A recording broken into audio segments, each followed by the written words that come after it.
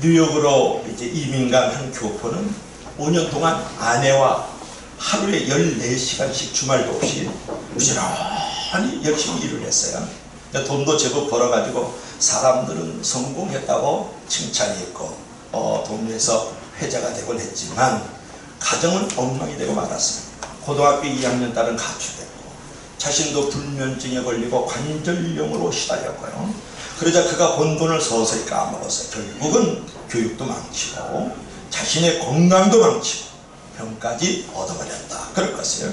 돈이 행복을 주지 않는다는 것이고 중요한 것은 하나님을 섬기며 사는 것이 중요하다. 이게 사람이 떡으로만 살 것이 아니고 하나님의 입에서 나오는 말씀의 떡으로 살아라. 이제 그런 교훈을 주는 것 아니겠어요? 사람이 실컷 먹으면 행복할 것 같은데 배부르게 먹으면 오히려 더 몸이 괴롭고 위암의 발생률이 높다는 거 아십니까? 위는 원래 70%만 채우면 된다 그래요. 더 이상 채우면 안 된다는 것 아니에요. 100%까지 채우고 10도까지 차버리면 몸이 아주 괴롭습니다. 모든 짐승들은 배가 부르면 더 먹지 않는데 배가 불러도 더 잡수시는 분들이 인간이라는 짐승이라는 거 아세요? 여러분 다른 삶에도 그래요. 너무 많이 채우면 몸도 마음도 생활도 불편해지고 깨지기 시작하는 거예요.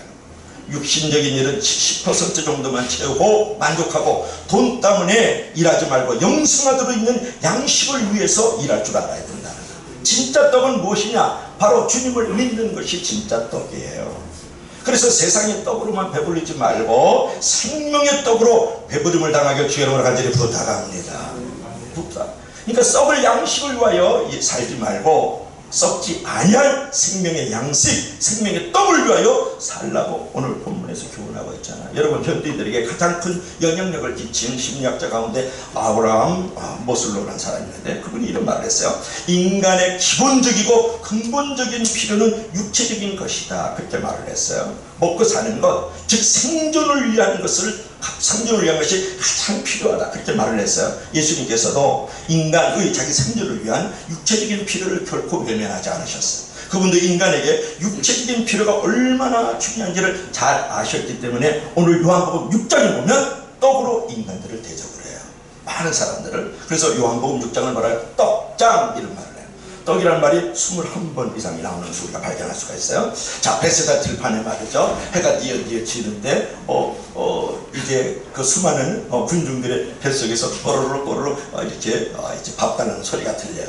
그러자 예수님께서 말이죠. 오병이어의 기적을 베풀어 주시잖아요. 자, 보세요. 떡. 그죠? 광지리가 보이죠? 그 다음에 생선 2마리를 통해서 수천 명을 먹이고도 12광지를 남겼단 말이에요. 자, 오병이의 기적을 통해서 말이죠. 예수께서 그 군중들의 배고픔의 문제에 대해서 결코 무관심하지 않았다는 것을 우리가 이제 발견할 수가 있는 것이에요. 그 베세다 벌판에 어린아이부터 남녀노소 빈부 지천 유무식자를 막론하고 허다한 무리들이 그 베세다 벌판에 모여 있는데요.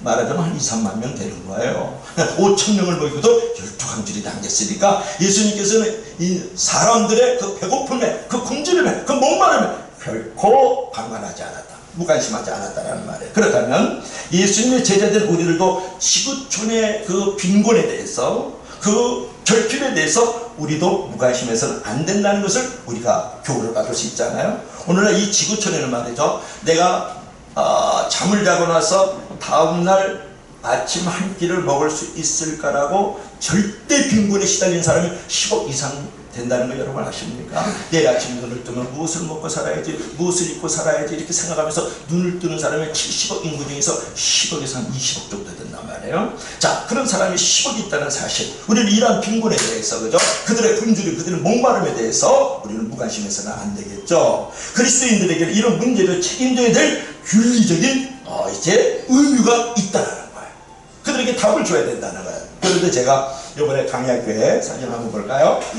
누구죠? 강의학교에 노숙인들이에요. 노숙인들 한 1000여 명이 모였더라고요. 거기서 저는 성경 공독한 줄로 믿을 수 있기를 바랍니다. 설교하려고 그러면 2천만 원을 내면 설교를 시켜주는 줄 믿을 수 있기를 바라요. 우리들도 100만 원 냈어요. 우리 교회에서. 아멘도 안 한다. 할렐루야. 가가지고 저도 그 성경 공독했는데 100만 원 우리들도 했어요. 작은 돈이 별거 아니죠. 그래서 이 노숙인들을 보면은 이 노숙인들이 지금 새벽 4시부터 모이기 시작을 했는데 왜 1000명 이상이 모였을까요? 광야교회에. 그 위에는 지금 고속도로가 있고 그 밑에서 지금 모여있던 거 옆에는 지금 1호선 천천히 다니고 있거든요. 거기 왜 모였을까요? 근데 잠바 한 벌을 얻기 위해서, 그리고 따뜻한 국밥 하나를 먹기 위해서 지금 모여있는 것을 우리가 발견할 수가 있어요. 자, 그러면 그들에게 빵을 제공하는 것만으로 우리의 책임을 다한다고 할 수 있겠느냐 하는 것을 여러분에게 묻고 싶은 거예요. 우리가 가난한 이웃들에게 빵을 제공하는 것도 중요하지만, 그러나 오늘 본문을 통해서 우리가 생각하고 싶은 것은 뭐냐면, 그것이 근본적인 해답이 아니라고 말하고 있음을 우리가 주목할 필요가 있다는 거예요. 그들에게 따뜻한 돗바 하나를 입혀줍니다. 약 한 3만원 전후하는 돗바예요. 그러니까 우리도 한 50벌 갖다 준 거예요. 그러니까 그 돗바를 입혀주고 따뜻한 국밥. 저는 그날 너무 배가 고파가지고 아침 9시에 가지고 2시에 맞췄는데 두 그릇을 잡수시는 줄로 믿을 수 있기를 바랍니다. 두 그릇을 허겁지겁 먹으니까 옆에 있던 우리 그 이사들이 말이죠, 다른 뭐 교수도 있고 목사님인데, 저기 있으면 너무 가난해가지고 먹을 것이 없는 거다, 저분을 도와줘야 되겠다, 그런 눈치를 저를 몇 분 쳐다보는 것을 경험한 줄로 믿을 수 있기를 바랍니다. 근데 제가 제일 얼굴이 예뻐요. 거기 가면 얼굴이 탁탁하고 옷을 입으면 그냥 제일 그냥 엘리트로 옷을 입고 가요. 그러니까 저보고 왜 이렇게 큰 돈 안 내놓냐고, 왜 밥 안 사느냐고. 저는 날마다 그런 일로 인해 시험 드는 줄을 믿을 수 있게 바랍니다. 그래가지고 이제 중요한 것은 왜 돗바를 줘야 되느냐, 돗바를 입혀줘야 되느냐, 왜 빵을 줘야 되느냐 하는 것도 중요하지만, 그것이 저들의 인생의 근본적인 해답은 아니라는 거예요. 여러분 보세요. 그날 벳사다의 벌판에서 예수님은 놀라운 오병이어의 기적을 통해서 그들의 배고픔과 그들의 목마름을 채워주셨어요. 그러나 주님의 기적을 통해서 배고픔을 면했던 이 군중들은 어떻게 달라졌냐가 중요해요. 그 빵을 먹었습니다. 그 고기를 먹었습니다. 그저 생선을 먹었잖아요. 그런데 그들의 삶이 변화되었느냐는 것이 중요해요. 그들의 인격이 변화되었을까요? 그들이 영혼이 거듭났습니까? 죽생을 체험했을까요? 그 생선을 먹고 그 떡을 먹으면서 말이에요. 그들이 영생을 얻었습니까? 구원을 받았느냐고요? 천국으로 입성했느냐고 묻고 있잖아요. 아니요. 하나도 달라진 것이 없어요. 돗바를 입고 맛있는 국밥을 먹었지만 그들이 삶이 변화되지 않는다면, 그들이 영생을 얻지 못한다면, 그들이 생명의 떡을 먹지 못한다면 무슨 의미가 있겠느냐 말이에요. 오늘 벳사다 벌판에 있던 이 군중들 보세요. 여전히 불안해하고, 여전히 불만스러워하고, 여전히 방황하고, 여전히 슬퍼하면서 배고파하는 군중들을 오늘 본문에서 발견할 수 있거든요. 여러분 6장 31절을 볼 것 같으면, 오병이의 놀라운 기적을 행하셨지만 당시 군중들은 오히려 이렇게 말을 해요. 주님, 그 정도 기적 가지고는 아이고 모세 형님보다 못하구만요. 모세 형님은 우리가 이제 애굽에서 종살이 할 때 광야로 끌어와가지고서는 광야에서 40년 동안 하늘에서 만나가 떨어지고 메추라기가 떨어져서 하늘에서 떡도 내려고 하늘에서 고기도 내려오게 했는데, 예수님 당신은 하루분의 양식을 채워주는 이 기적 정도로는 우리를 만족하게 하지 못합니다. 예수님께서도 당신께서도 적어도 40년 이상은 우리에게 날마다 일용할 양식을 내려주세요. 인생 책임져 달라는 거예요. 그게 6장 31절의 말씀. 우리 조상들은 우리 광야에서 떡을 먹었나이다, 그렇게 말합니다. 이 엄청난 기적을 맛보거든요. 주님 앞에서 더 커다란 기적을 요구하면서 끝없이 불평하고 불만하는 그들의 군중, 그들의 아우성들을 한번 여러분 들어보십시오. 이것은 그들이 아직도 절대적이고 근원적인 필요가 무엇인지를 깨닫지 못하고 있다는 것을 우리에게 보여주고 있잖아요. 인간의 근본적인 필요가 충족되지 않는 한 어떤 상황에도 만족스러울 수가 없는 거예요. 그 교훈을 우리가 여기서 발견할 수 있어야 돼요. 여러분, 인생의 근본적인 필요는 무엇일까요? 인생의 근본적인 필요는 하나님이신 줄로 믿을 수 있기를 바랍니다. 따라합시다. 인생의 근본적인 필요는 하나님이다. 자, 하나님 없이는 인간은 아무리 많은 것을 가졌다 하더라도 결코 만족함이 없어요. 블랙홀. 성 어거스틴은 오래전에 이 사실을 깨달았거든요. 그래서 그는 다음과 같은 고백을 했어요. 우리 어거스틴의 고백을 한번 읽어볼까요? 우리 다 같이 시작. 하나님, 내 영혼이 당신의 품에 돌아가시기까지는 결코 평안함이 없었나이다. 아멘. 너무나도 유명한 고백이에요. 하나님, 내가 당신의 품에 안기기까지는 결코 평안함이 없었나이다. 여러분 보세요. 우리 꼬맹이들이요 장난감도 있고요 막 갖고 놀고 또 공원에 와서 막 미끄럽다 싱싱 타고 그네도 막 하고 친구들하고 막 노닥거리면서 중얼거리면서 재밌게 놀아요. 그래도 엄마의 전무덤에 다 안겨있지 않으면 진정한 평안과 자유함이 없어요. 엄마의 품 안에 안겨있을 때 이 아이는 자동차가 없어도 되고 그네가 없어도 되고 미끄럼틀도 없어도 친구들이 없어도 좋아요. 거기에 진정한 평안함이 있는 것이거든요. 여러분 지금 하나님과의 관계를 통해서 인생의 근원적인 필요를 내가 해결할 수 있다라는 고백을 할 수 있어야 된다고 여러분에게 말씀을 드리는 거예요. 하나님을 알지도 못하고 하나님과 올바른 관계를 갖지 못하고 아직 하나님을 만나지 못했다 그러면 당신은 아직도 굶주린 사람이고 목마른 사람이다. 그렇게 우리가 말할 수 있는 것이죠. 여러분 그리스의 그 선박왕 오나시스하고 제클린 여사의 이제 비하를 아세요? 그분이 선박왕 오나시스예요, 그죠? 옆에 있는 분은 이제 누구죠? 케네디 대통령의 와이프였던 미국 케네디 대통령 와이프였던 제클린 여사거든요. 여러분 그 그리스의 선박왕 오나시스는요 자가용 제트 비행기를 가졌고 제주도만한 섬을 몇 개나 갖고 있는지 아세요? 10개나 소유하고 그 섬을 온갖 고급품으로 꾸며놨다는 거 아니에요. 그리고 개인 호화 유람선에는 수백 명의 요리사가 식사를 마련하곤 했어요. 그 분위기에 케네디 전 대통령의 미망인 제클린 여사가 넘어가서 이제 이 늙은 노인하고 결혼을 해요. 그 결혼은 미국의 자존심을 무지무지 구겨놨거든요. 자국 대통령 부인이던 사람이 다른 나라 70노인과 지내니까 얼마나 자존심이 상했겠어요. 그런 식으로 이 제클린 여사는 말이죠 4번 결혼하고 이혼하는 아픔을 갖게 돼요. 또한 그녀의 외아들이 24살의 자가용 비행기를 타고 가다가 추락해서 죽어요. 그 충격에 결국 그녀도 죽고 말아요. 지금 그녀가 행복했다고 말하는 사람은 한 사람도 없다. 대통령 부인이기도 하고 전 세계의 선박왕 오나시스의 이제 부인이 됐던 사람. 그러나 섬, 제트기, 유람선으로 빌딩은 다 가져도 마음이 천국이 되지 않으면 불행한 인생이 되고 마는 것이거든요. 여러분, 자 예수 그리스도 그분의 품 안에 안겨있지 않고 하나님의 말씀의 품 안에 안겨있지 않고 교회의 품 안에 안겨있지 않고 은혜와 진리의 품 안에 안겨있지 않으면 인간은 목마름이고 인간은 배고픔인 것이에요. 불행할 수밖에 없다.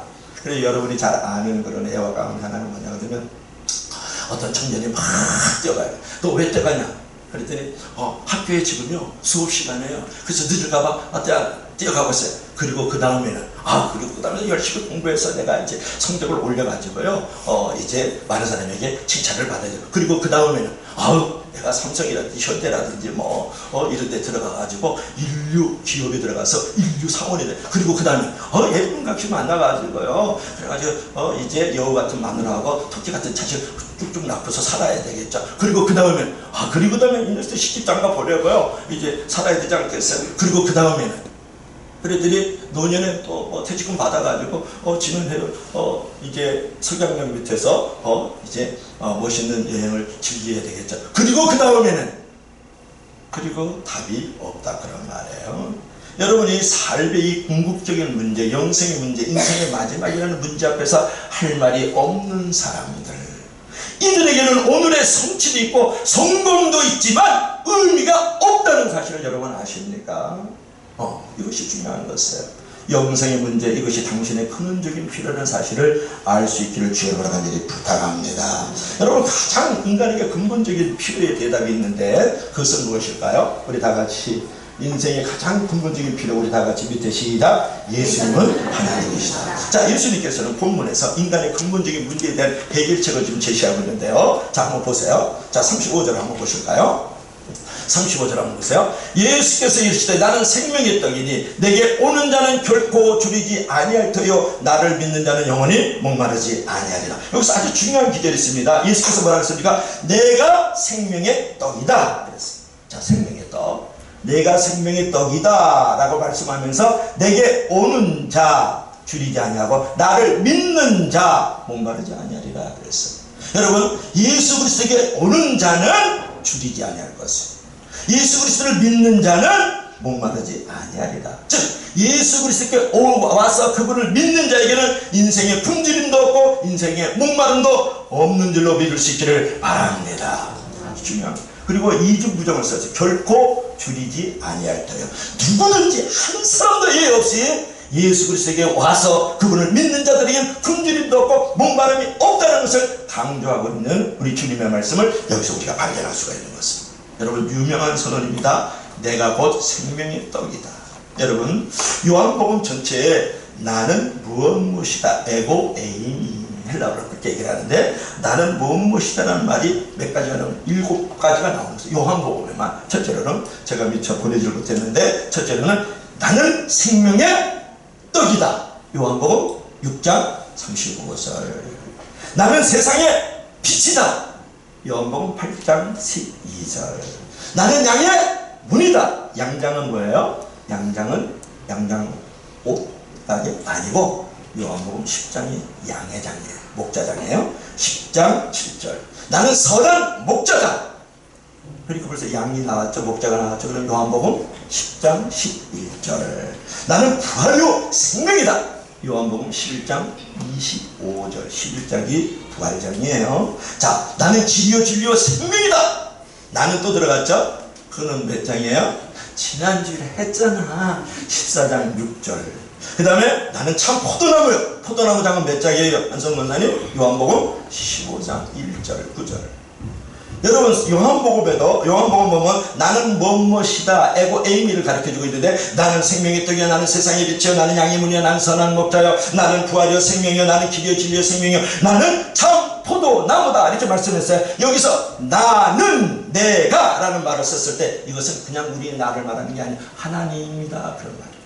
여기서 나는 포도나무, 나는 선한 목자, 나는 세상의 빛, 나는 생명의 떡 그랬을 때 이 나라는 말은 하나님을 말하는 우리 보통 나를 말하는 게 아니라는 것이 가장 중요한 이 중심사상이라고요. 여러분, 나는 생명의 떡이다. 하나님은 생명의 떡이고, 하나님은 세상의 빛이고, 하나님은 선한 목자고, 하나님은 부활의 진리요 생명이다.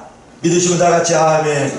그 얘기 가운데 하나, 7가지 나라는 유명한 선언 가운데 하나가 나는 생명의 떡이다. 제일 먼저 나오는 선언이에요. 여러분, 여기서 이제 우리가 생각할 것은 무엇이냐? 내가 곧 생명의 떡이라는 이 놀라운 선언은 뭐냐면 하나님만이 생명을 주실 수 있는 분이다 라는 것을 우리에게 말씀하고 있죠. 여러분, 여기서 내가라는 말은 뭐라 그랬어요? 하나님에 대해서만 사용된다는 말입니다. 예수님은 동일한 의미를 여기서 사용했어요. 내가라는 말은 하나님을 말한다.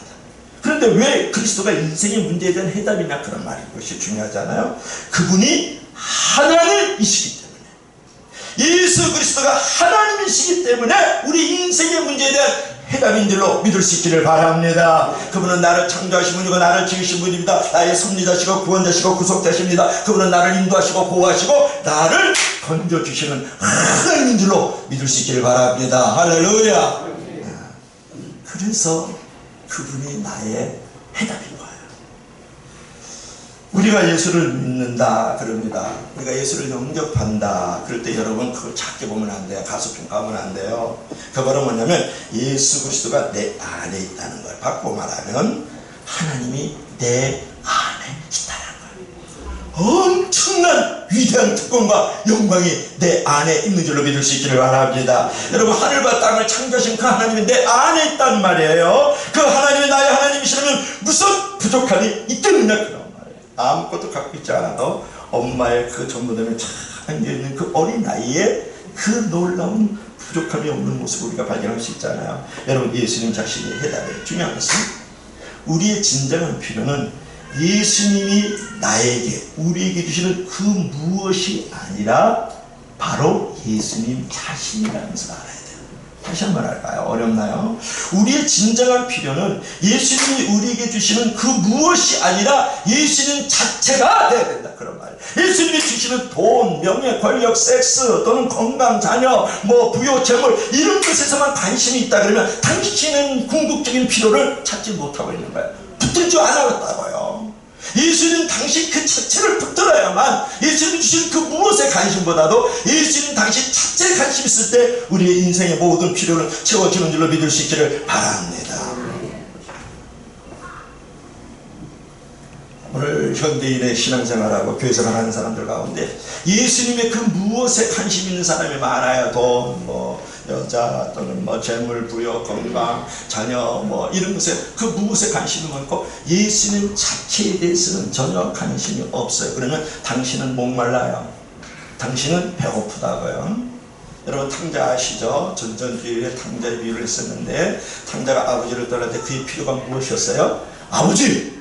나에게 재산 주세요. 그 독립을 하겠다는 거야. 당연히 독립의 필요를 원했던 거야. 마음대로 살고 싶습니다. 나는 엄청나서 사업해가지고 돈 억수로 벌 거거든요.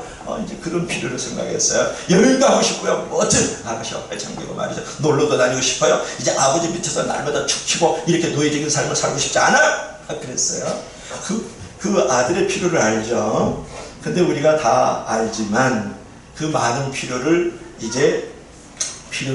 아버지께서 허락하셨어요. 탕자가 먼 나라 가서 허랑방탕 주주육림을 빠지면서 거지가 돼서 돌아오던 날 그 아들이 그 돌아오는 아들이 필요한 딱 한 가지가 있었는데 그 필요는 뭐냐면 아버지만 필요했어요. 아버지. 그러니까 그놈이 돌아오면서 하늘과 아버지께 진을 지어서 나를 통분의 하나로 써주시옵소서. 그러자 아니야, 넌 잃어버렸다가 찾은 아들이다. 죽었던 아들이다. 그런 소리 일절 하지 말거라. 너는 노예도 아니야. 모성도 아니야. 통분의 하나로서 아니라니까 이 녀석. 너는 내 아들이다. 확 치심이 쫙 해준 줄을 믿을 수 있기를 바랍니다. 여러분 돌아온 탕자 그리고 그 아들을 끌어안는 그 아버지의 음성을 여러분 기억하세요. 얘들아 살찐 송아지를 잡아라. 괜히 애꿎은 살찐 송아지만 죽어나가는 거예요. 잔치를 벌이자. 그래서 죽었다가 살아나고 이러면 작은 아들이다. 그래서 손에 가락지를 끼워라. 발에 신을 신겨. 그리고 새 옷을 입혀라. 완전히 신분의 변화를 줘버리잖아요. 여러분 이제 이 아들의 모든 외적 필요가 채워졌어요. 무엇을 필요를 채웠을 때? 아버지의 필요를 채웠을 때 아들의 모든 외적인 그 무엇도 채워졌다라는 거예요. 여러분 잘 들으세요. 예수님 하나님 그 자체를 원치 않고 그 무엇만을 원하면 그 무엇도 얻지 못하고 잊어버리고, 그러나 내가 하나님 그 자체 예수 그리스도 그 자체를 내가 찾으면 그분을 필요를 채우면 그 무엇도 만들어지는 줄을 믿을 수 있기를 바랍니다. 믿으시고 다 같이 아멘. 아버지를 찾았더니요 아들에게 금가락지가 길어지고 신발이 신겨지고 옷을 입고 잔치를 벌이잖아요. 그 필요도 다 채워주는 것이에요. 여러분 우리에게 필요한 것은 무엇이라고 여러분에게 말씀을 드리는 거예요? 우리가 단 한 가지 예수님 자신이라는 거예요. 그러나 이 사실을 실제로 깨닫는데 우리는 왜 이렇게 더디고 어려운지 잘 몰라요. 자, 두 번째로는 우리 마지막인데 한번 볼까요? 자, 두 번째로 우리의 근본적인 필요는 하나님 당신이다라는 말이었고, 한번 봅시다. 앞으로 가야 되겠지? 나하고 이제 앞으로 리허설 한번 하자.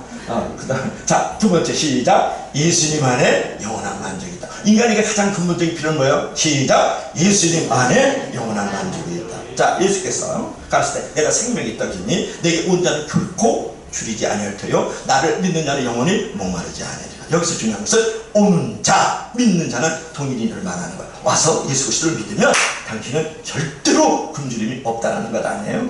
여러분 인류 역사상에서 내게 오고 나를 믿으면 굶주림도 없다, 목마름도 없다라는 이런 유명한 선언을 한 선인이 어디 있어요? 위인이 어디, 성인이 어디 있냐? 그런 말이에요. 없어요. 그런데 이런 말을 하는 사람이 있어요. 나는 세상의 떡이다 라고 하는 사람 많아요. 근데 생명의 떡이다 라고 말하는 사람은 없어요. 자 보세요. 나는 세상의 떡이다. 누가 그래요? 삼성 이종이 그러죠. 내게 오면 너는 자리도 있고 돈도 있어. 그게 세상, 나는 세상의 떡이라는 거예요. 여러분 보세요. 나는 세상의 떡이다. 그게 누가 그래? 문재인 씨가 그러잖아요. 문재인 씨 때 가면 총리도 줄 수 있고 장관도 줄 수 있잖아요. 그렇죠? 권력의 떡이다 그런 말이에요. 그 다음에 여러분 나는 세상의 떡이다. 그런 친구가 누구야? BTS 방탄소년단들. 그때 터키를 작년에 갔었는데, 작년에 이제 터키를 우리 성교사님하고 이렇게 이제 다니던 중에 보니까 그 터키 그 청소년들이 한 50명 100명이 이렇게 소풍을 왔어요. 그 궁전 안으로. 우리가 왔는데 이 동그란 걸 달고 있어요. 그래서 이 동그란 걸 달고 있어서 무엇인가 볼 때 우리가 이제 한국 사람이니까 이게 너무 좋은 거야. 한국 사람이니까. 왜냐하면 이제 한류 열풍이 거기 불어서 너무 좋아서 막 오는 거예요. 막 와서 어디서 왔냐 그래. 한국 일단 재팬이라고 물어봐요. 너 나는 사우스 코리아. 나 그러지. 우리 도스코스인가 사우스 코리아 맞죠? 이제 한국에서 왔다. 내가 잘 몰라. 나는 방언을 많이 하지 영어는 잘 안 해. 그래가지고 이제 그랬어요. 그랬더니 내가 그 배지가 뭔지 이렇게 봤더니 BTS 방탄소년단 배지를 달고. 그러니까 터키 꼴짝에 걔네들이 이걸 달고 다닐 정도로. 그러면 좋습니다. 나는 세상의 떡이다. 우리 방탄소년단이 주는 건 뭐예요? 환희의 떡, 댄싱의 떡, 춤추는 떡을 주는 것이죠. 여러분 이제 요새 유명한 그 베트남에 가면 박항서 감독이라고요. 유명합니다. 베트남에 아예 대통령 위에 있어야 아주 신화적인 존재, 우상적인 존재인데 베트남 그 축구팀을 계속 우승하게 만들어요. 그 아시아 쪽에서 우상입니다. 우리 손흥민이 너무 잘하죠. 손흥민을 안전해주고 누구예요? 하여튼 대단해요. 손흥민도 그 축구선. 그들이 우리에게 주는 떡은 뭐예요? 승리의 떡, 환성의 떡이다 그런 말이에요. 그러나 여러분 많은 CEO들이, 정치인들이 또는 철학가들이, 많은 교수들이 또는 감독들이 줄 수 있는 것, 아이돌, 그 노래하는 친구들이 주는 것은 세상의 떡이다 그런 거예요. 뭐라고 했습니까? 예수께서 가르쳐 내가 생명의 떡이다. 그러니까 생명을 주는 떡을 주는 사람이 없다는 거예요.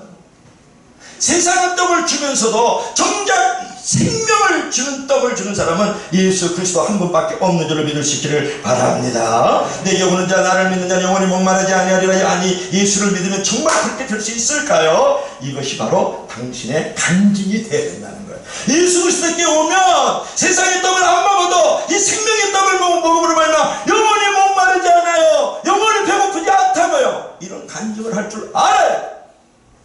예수를 믿어도 영원히 목말라. 여전히 배고파. 잉그리드 버그만이라는 사람이 있는데 한번 볼래요? 오늘 여자 사진을 많이 보는데 일단 좀 못생겼죠? 아주 못생겼어요. 우리 남자들이 이상형인데 잉그리드 버그만이라는 그 여배우가 있었어요. 그녀는 누구를 위하여? 종을 위나.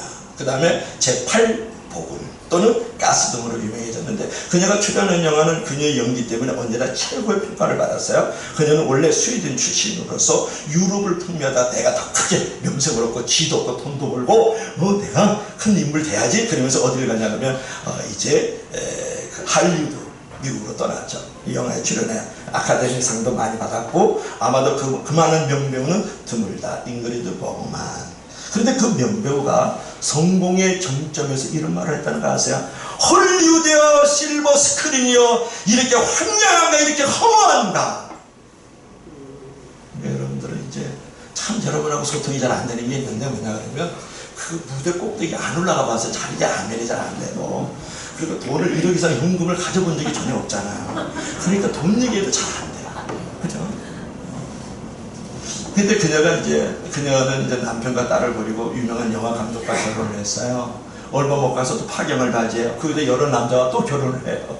그러던 어느 날 그녀의 딸이 계부를 죽이는 끔찍한 살인사건이 발생해요. 그녀에게는 목표가 있었습니다. 그리고 그 목표를 성취했어요. 그러나 목적이 없었어요. 전국에는 암으로 비참하게 생을 마감해요. 오드리 헵번한 건 정반대죠. 여러분 목표는 뭐냐 그러면 방향을 이야기하지만 목적은 의미를 묻는 거예요. 다시 한번 이 사람은 목표를 찾았어요. 여러분 돈을 벌기 위해서 방향을 잡죠. 권력을 이제 통해서 무대에 서기 위해서 방향을 잡잖아요. 뭐 공부하기 위해서 방향을 잡잖아요. 그거는 목표라 그래요. 그러나 이 공부에 어떤 의미가 있는 것이지 왜 공부를 해야지 그게 목적인 거예요. 내가 돈의 방향을 잡았다. 그럼 내가 돈을 왜 벌어야 되지? 그 의미와 이제 왜 돈을 벌어야만 하는가 라고 생각하는 것이 목적이란 말이에요. 여러분 보세요. 이 잉그리드 버그만은 목표는 분명히 했어요. 내가 돈도 벌고 미부도 있으니까 명예도 얻을 수 있고 많은 사람에게 존경받는 자가 돼야지 라고만 생각했지 왜 내가 그 자리에 있어야 되는 의미, 내가 왜 그 자리에서 살아야 되는지 왜 사는가에 대한 분명한 사명이 없었다는 거예요. 그래서 그는 인생을 방황하고 헤매이다가 결국 비참한 생을 이제 갖는 거거든요.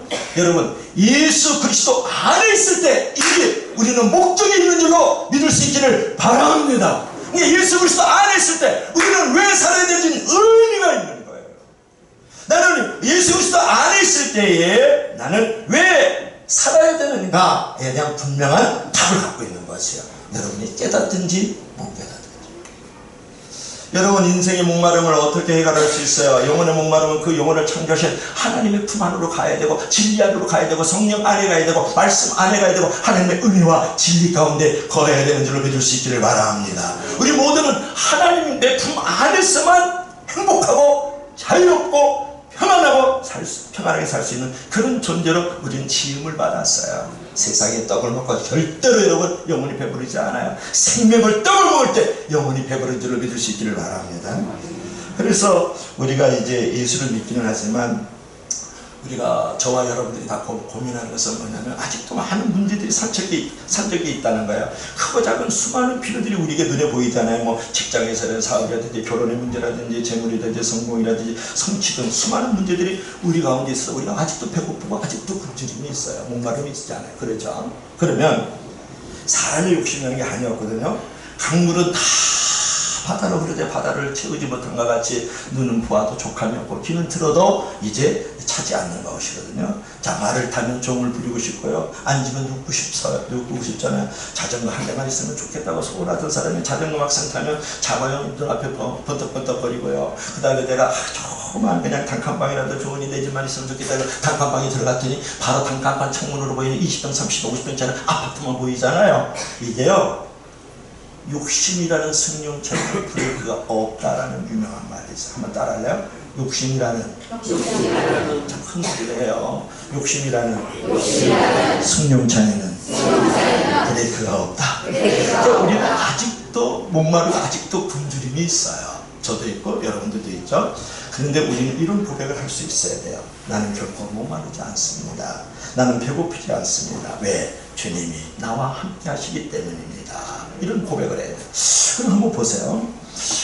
왜 그런 고백을 할 수 있느냐가 중요한데 20편, 23편에 여러분이 잘 아는 사람 한 사람이 나오는 누구냐? 다윗이에요. 다윗이 뭐라 그러면 여호와는 나의 목자시니 내게 부족함이 없으리로다. 그런 말을 해요. 그러면 이 다윗이라는 사람이 부족함이 없어서 부족함이 없다라고 말하는 게 아니에요. 하나님이 나의 목자시니까 부족함이 없다. 어린아이가 엄마의 품에 아빠의 품에 안겨있을 때 그런 부족함이 없는 거야. 장난감 없어도 되고 미끄럼틀 없어도 된다고 친구들 없어도 되고 아름다운 라이온킹 이 만화 영화 안 봐도 좋아요. 목자 되시는 하나님 그분께서 생명의 떡으로 내 안에 내 곁에 나와 영원히 함께 하시는 줄 믿을 수 있기를 바랍니다. 그래서 예수님은 생명의 떡으로서 자신을 우리에게 주시기 위해서 이 세상에 오셨잖아요. 그래서 나의 안에 계시다고 내가 생명의 떡을 먹고 있잖아요. 또 그렇기 때문에 나는 부족함이 없다 라는 그런 고백을 할 줄 알아야 돼. 나는 배고픔이 없어요. 목마름이 없어요. 왜냐? 생명의 떡이신 그분께서 나의 목자가 되시기 때문에 나의 하나님이 되시기 때문에 할렐루야. 그래서 우리는 그 목자 되신 예수 그리스도 그분을 높이 찬송하고 영원히 감사해야 되지 않겠습니까? 그럴 때 모든 목마름 배고픔을 넘어갈 수 있는 줄로 믿습니다. 그래서 참된 영원한 목자는 만족은 예수 그리스도 하나님 당신이다. 오늘 결론을 보겠습니다. 결론은 이제 결론은 이제 F사 너무 예쁘다. 누구죠? 마릴린 먼로. 이 여인에게 지금 빠져있는 남자들 혹시 있으면 회개하시기 바라요. 너무 예쁘죠? 더 섹시한 거 있는데 그건 보여주면 시험 들어서 내가 됐어요. 따라 요 밑에 읽어봅시다. 시작. 나는 이유 없이 그래. 이게 오늘 현대인들의 가장 내면의 깊은 곳에 숨어있는 거예요. 다시 한번 얼굴 보지 말고 밑에 글자를 봐. 글자만 보지 말고 말씀도 보고. 자 보세요. 여기 아직도 사진 보고 있는 사람인데 두 사람 있네. 남자. 우리 다같이 시작. 나는 이유 없이 불행하다. 오늘 왜 그런지 이 얘기를 하고 오늘 설명을 하실래요. 여러분 마릴린 문로가 이런 이야기를 했어요.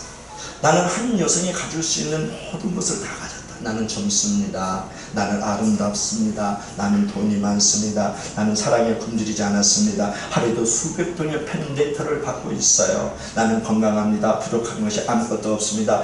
미래에도 이렇게 살 수 있습니다. 그런데 웬일일까요?